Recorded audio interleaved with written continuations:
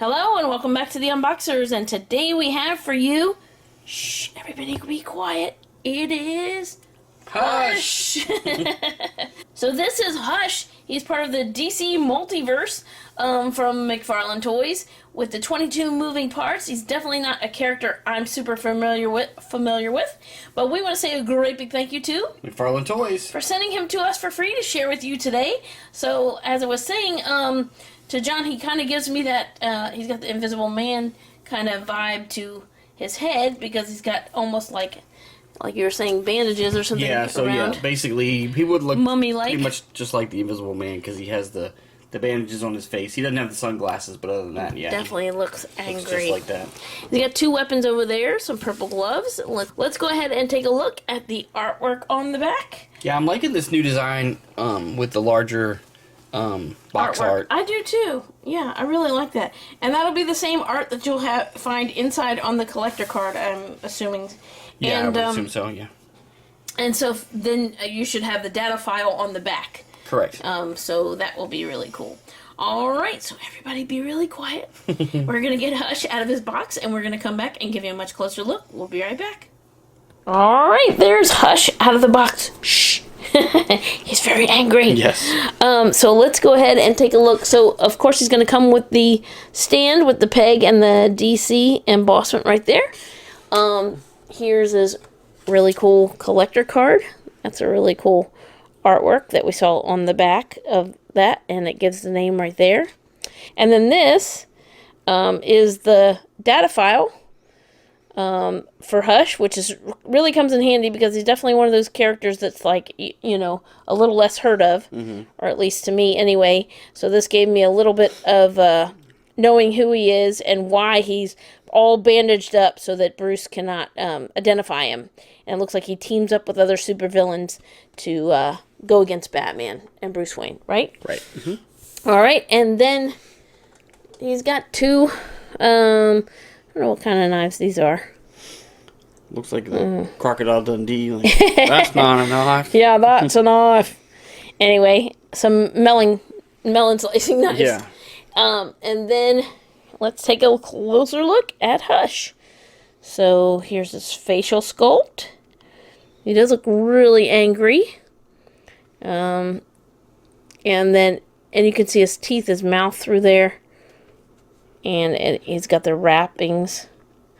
The details on his coat are really cool. And he's got this inner detail on the lapel that I haven't seen before. This is kind of giving me like crocodile vibes. Yeah. But anyway, and his coat, we were saying, is kind of like a swamp green, but it's got all this detailing, like the imprint on the leather, and then it's got like little buttons here, as well as the fastener around here, I don't know what you call that, the line, the little bit of detailing right here at the chest.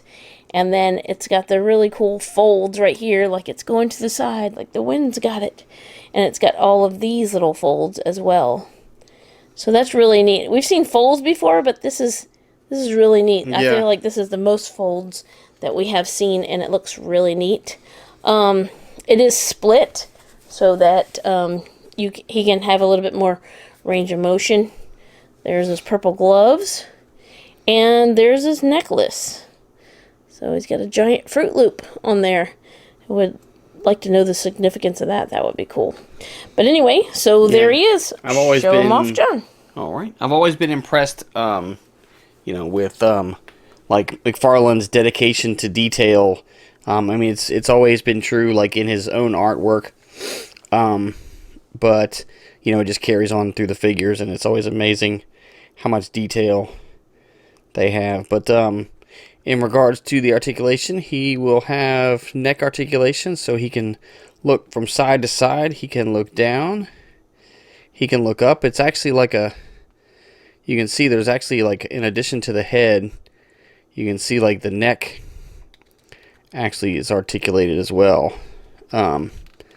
He's got shoulder articulation, so it will rotate as well as extend. And it's kind of hard to tell with this jacket, but I do believe it's the double butterfly shoulder that most of the McFarlanes have.